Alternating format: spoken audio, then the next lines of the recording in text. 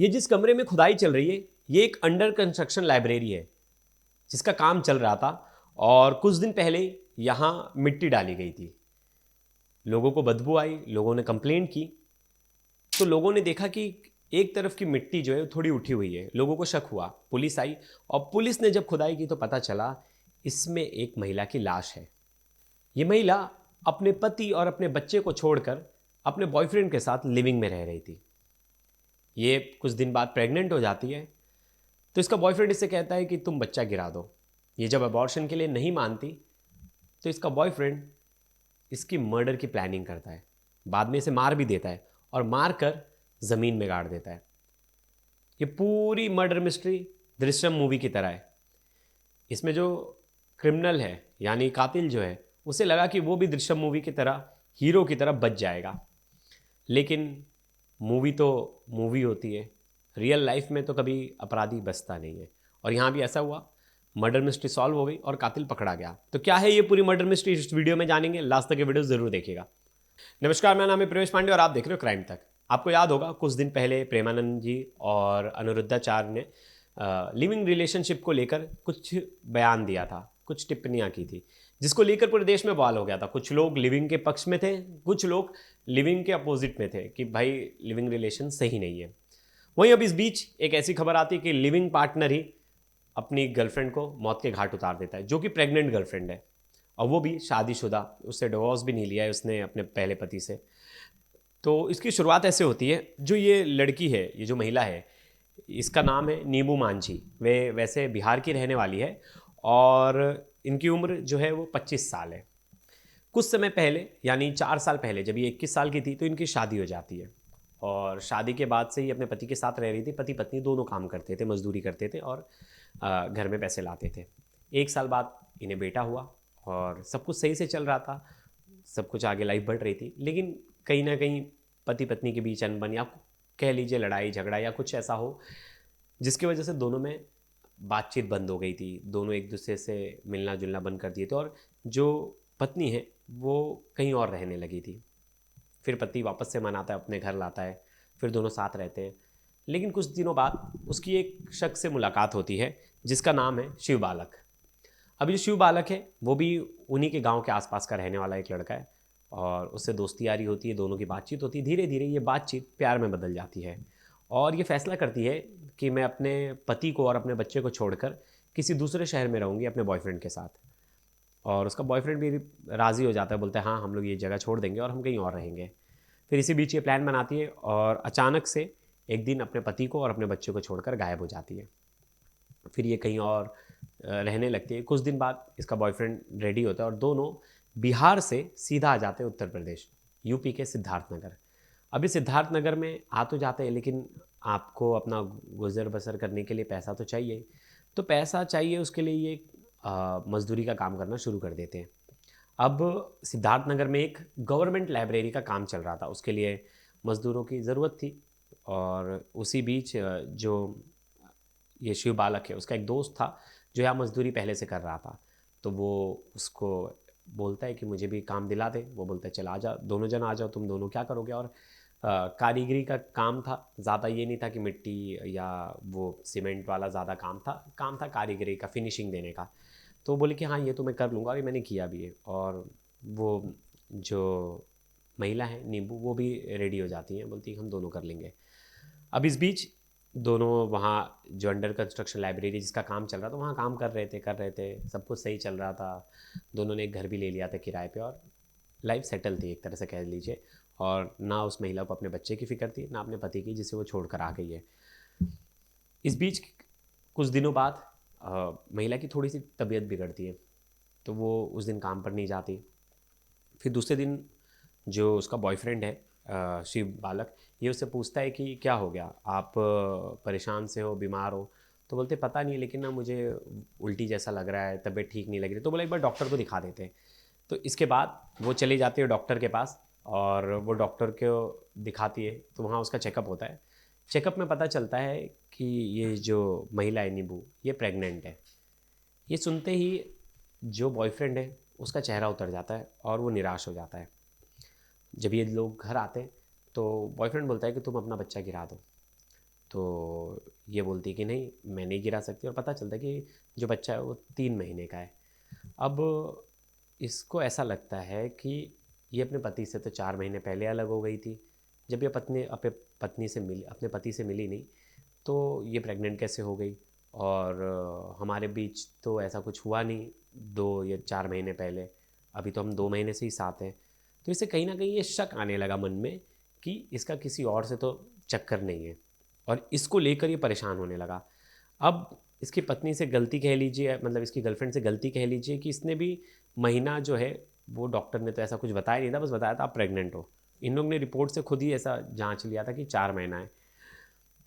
अब इस बात को लेकर वो परेशान होने लगा, जो मज़दूर था, और मतलब जो शिव बालक था, वो बार बार कहने लगा कि अबॉर्शन करा लो, अबॉर्शन करा लो, अपने बच्चे को मार दो। तो वो रेडी नहीं थी अबॉर्शन कराने के लिए।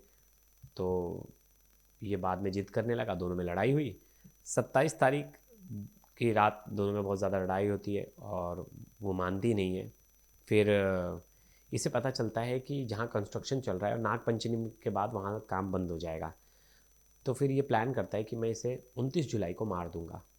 पूरी प्लानिंग के तहत ये बोलता है कि अरे आज रात को ना हमें वहाँ काम करना है कंस्ट्रक्शन साइट पे, चलो, थोड़ा सा ज़्यादा काम है और हमें जाना पड़ेगा। तो ये बोलती बाकी कोई तो जा नहीं रहा है, हमें क्यों? तो बोला नहीं, सिर्फ हमें ही बोला है मालिक ने, तो हमें ही सिर्फ जाना पड़ेगा। तो ये लोग जाते हैं, और ये दिखाने के लिए थोड़ा बहुत काम करता है, और थोड़ी देर बाद सो जाता है। उसे खाना खिलाता है और दोनों सो जाते हैं। जब ये सो जाती है, तो एक सीमेंट की बोरी होती है। आप देखोगे बहुत सारे सीमेंट जो है यूज़ नहीं होता, अगर उसमें पानी लग जाए तो वो बहुत कड़क हो जाता है। वो कड़क सीमेंट की बोरी थी। उसी बोरी से उसने 4 बार उसके चेहरे पर मारा। जगह पर ही उसकी मौत हो गई। मौत होने के बाद कुछ दिन पहले ही वहाँ मिट्टी डाली गई थी। जो घर में फाउंडेशन पड़ रहा था, मतलब जो लाइब्रेरी में, उसमें मिट्टी डाली गई थी। वो मिट्टी उसने खोदा और 4 फीट गहरा गड्ढा कर कर उसमें उसने गाड़ दिया। और उसने वहाँ से जाने से पहले जो कॉन्ट्रैक्टर थे उन्हें फ़ोन करके कहा कि हम लोग वापस बिहार जा रहे हैं, मैं और मेरी पत्नी, क्योंकि यहाँ उसने सबको पत्नी बता के रखा था, लेकिन थे लिविंग रिलेशनशिप में। उसके बाद वो वहाँ से निकल जाता है और भाग जाता है।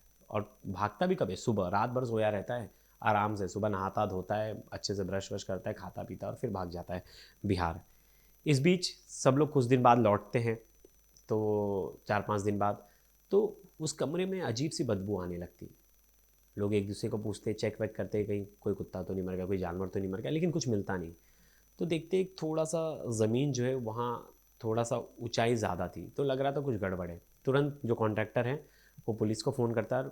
कॉन्ट्रैक्टर बाकी मज़दूरों को भी बुलाता है। पुलिस आती है वहाँ, गड्ढा खुदवाती है। गड्ढा खुदवाती है तो देखती है उसमें से एक लड़की की डेड बॉडी निकलती है। जो बाकी मज़दूर होते हैं वो तो नींबू को पहचानते हैं, तो वो कहते हैं अरे ये तो शिव बालक की पत्नी है, और ये तो यहाँ दफन है।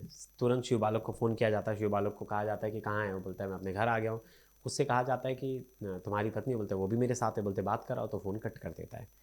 तब सबको शक हो जाता है कि शिव बालक की पत्नी, और उसने उसको मार कर यहाँ गाड़ कर चला गया है। पुलिस उसके कॉल, जो लास्ट कॉल किए थे उससे उसकी लोकेशन निकाल लेती है, और फिर पुलिस उस तक पहुँचती है, यूपी की सिद्धार्थनगर पुलिस, और उसे बिहार से अरेस्ट कर लेती है। वो आराम से अपने घर पर जाके सोया रहता है। पुलिस अरेस्ट करती है, पूछताछ करती है। जब उससे पूछती है कि तूने क्यों मारा, तो उससे बोलता है कि मैं जब मेरी पत्नी के साथ, मतलब मैं मेरी गर्लफ्रेंड के साथ जब रिलेशनशिप में 4 महीने पहले हमने कुछ किया ही नहीं था, तो ये बच्चा किसका आ गया। तो इस बात से वो परेशान था, और उसका कहना है कि 4 महीने पहले से तो वो अपने पति से भी अलग हो गई थी। अब इस बात को लेकर उसके मन में ऐसा शंका हो गया था कि ये बच्चा मेरा नहीं है, जिसको लेकर वो चाहता था कि वो बच्चा उसे अबॉर्शन करा ले। लेकिन वो रेडी नहीं हुई, तो उसने उसकी हत्या कर दी। हत्या करके उसे गाड़ दिया। तो ये नींबू की स्टोरी थी।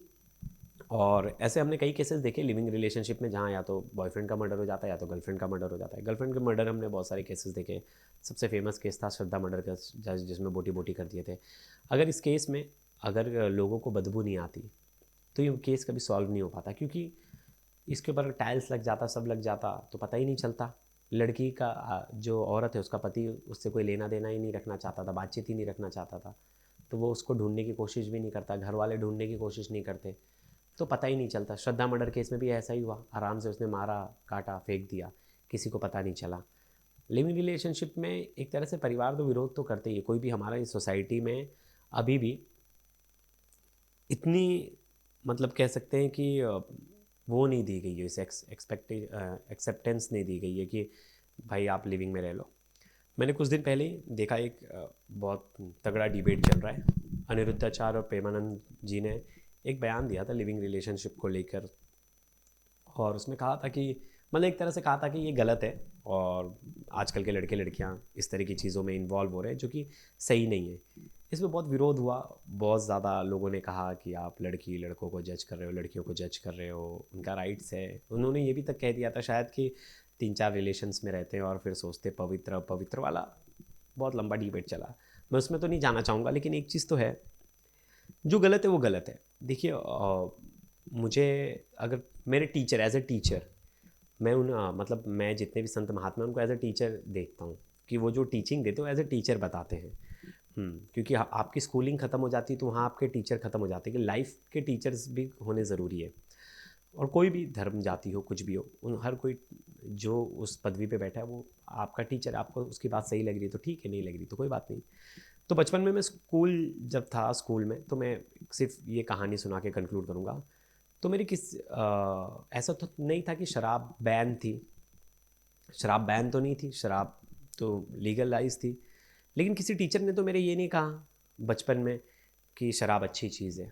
सब ने यही कहा ना शराब ख़राब है। अब मैं बोलूँ टीचर से, मैम आप शराब को ख़राब बोल रहे हो और शराब तो मार्केट में बिक रही है। कुछ लोगों का ऐसा ही तर्क था। कुछ लोगों ने कहा कि लिविंग रिलेशनशिप तो सरकार ने उसे मान्यता दी है, लेकिन आप उसे बुरा कैसे बोल सकते हो, आप उसके बारे में ऐसा गलत कैसे बोल सकते हो। देखिए हम आज भी देख रहे कितने केसेस आ रहे हैं, कितनी प्रॉब्लम्स आ रही है, फैमिली इकट्ठा नहीं है। हमारी संस्कृति में ये सब चीज़ें नहीं थी लिविंग रिलेशनशिप वाली, जो कि एक तरह से सही है। इसमें क्राइम हो रहा है, कोई किसी से मतलब नहीं रखता। हाँ, हमारी सोसाइटी इतनी अच्छी हो जाए कि एक्सेप्ट करने लगे, माँ बाप एक्सेप्ट करने लगे, बेटा आप लोग लिविंग में रह रहे हो, हमारा पूरा सही हो गया आप पे, हम पूरा आप पे भरोसा करते हैं, हम आपको पूरी आज़ादी देते हैं, हम आपसे मतलब रखेंगे। यहाँ बच्चे लिविंग में रह रहे हैं, माँ बाप ने रिश्ता तोड़ दिया है, घर वालों ने रिश्ता तोड़ दिया, वहाँ मर्डर हो जा रहा है। तो इस पर तो कोई बात नहीं करेगा, और कुछ लोगों को बातें चुप भी जाएंगी। लेकिन जो सच है वो सच है। भले ही शराब लीगल है, लेकिन मैं अपने बच्चों को या मैं किसी को नहीं कहूँगा कि तुम शराब पी लो। तो उसी तरह मुझे कोई कह दे तो मैं लिविंग में कभी नहीं रहूँगा। मैं तो मेरी परवरिश वैसी नहीं हुई है। ऐसी बात नहीं है कि जिसकी जो लिविंग में रह रहा हूँ ख़राब है, लेकिन मैं अपनी फैमिली को छोड़कर नहीं रह सकता। मैं फैमिली के साथ रहूँगा और मैं बाकायदा शादी करूँगा, उसे शादी का नाम दूंगा। लीगलाइज बहुत सारी चीज़ें हैं, लेकिन एक चीज़ जो एक गुरु बता रहा है वो अपने लेवल पे बता रहा है, वो उसके हिसाब से बता रहा है सोसाइटी में क्या सही है क्या गलत है। गन लाइसेंस मिलता है खुद की रक्षा के लिए, बहुत लोग उससे गोली भी मार दे रहे हैं। तो कोई लीगल है, बंदूक लेना तो लीगल है, अगर लाइसेंस है तो आप लाइसेंस ही ले सकते हो। लेकिन कोई कोई टीचर आपको ये थोड़ी ना बोलेगा बंदूक ले लो।